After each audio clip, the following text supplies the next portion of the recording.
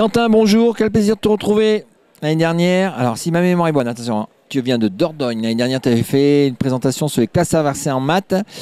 Et donc, je voulais savoir où tu en étais dans ton enseignement.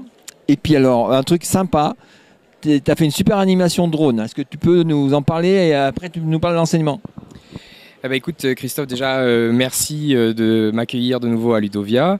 C'est toujours avec un grand plaisir que je viens échanger, discuter et partager. Alors au niveau des pratiques, toujours en classe inversée, toujours en maths. Dans un collège, hein? Oui, en collège. Je peux même être précis, parce qu'on aime bien être tatillon, prof de maths, 5e, 4e, 3e.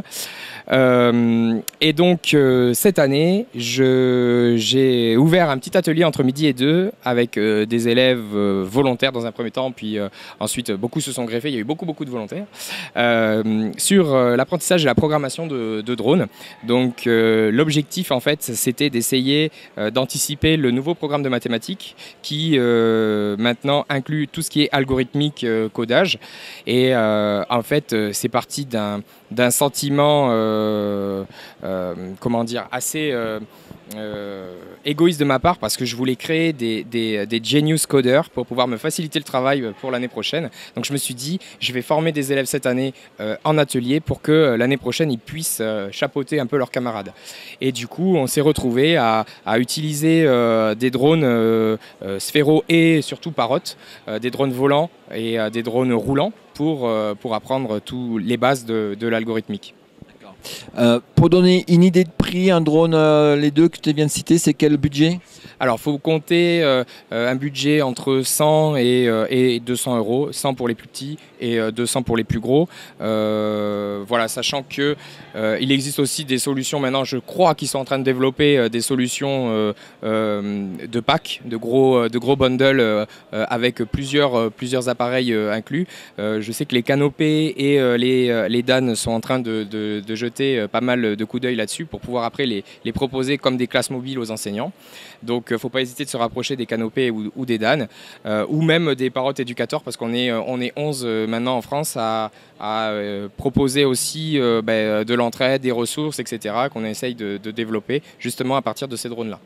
Parrot éducateur, donc tu es Parrot éducateur, habilité avec ton diplôme et tout. Oui, voilà, il y a un petit diplôme, mais bon, non, c'est surtout parce qu'en fait, on est parti, c'est parti d'une idée entre copains de se lancer des défis. En fait, on avait chacun notre atelier, donc on se lançait des défis. Tiens, est-ce que l'atelier de Piégu est capable de faire sauter le Parrot et puis de les faire tourner, etc.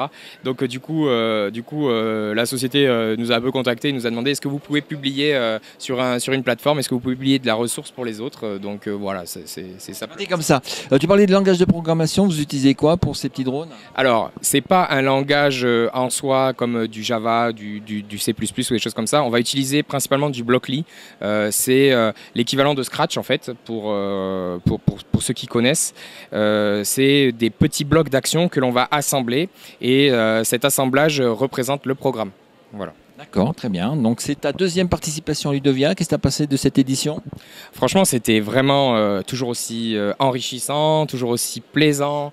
Les gens sont sympas et ça donne envie de revenir, bien sûr. Ça, voilà. Mais surtout, ça donne la pêche pour démarrer l'année, et merci à vous pour ça. Et puis merci pour l'animation, tu as mis le bazar, j'adore quand il y a le bazar, ça se volait de partout. C'est les collégiens qui ont gagné contre les profs? On est obligé de le dire. Hein. Les collégiens ont battu les profs, c'était trop bien, on a fait une petite course et voilà. Il y a eu 2 équipes de profs. Hein. Ouais, mais 2 équipes de profs contre une équipe de collégiens, et c'est encore les collégiens qui gagnent. D'accord les gars, il faut relever le challenge pour l'année prochaine. Merci, à l'année prochaine. Merci à toi Christophe, à bientôt.